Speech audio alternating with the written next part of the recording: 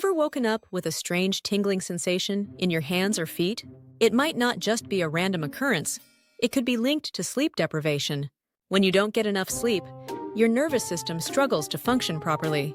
This can lead to nerve misfires, poor circulation, and that annoying tingling feeling, also known as paresthesia. But it doesn't stop there.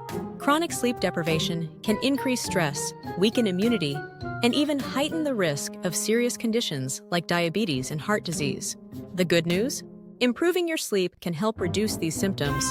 Try sticking to a sleep schedule, limiting screen time before bed, and creating a restful environment.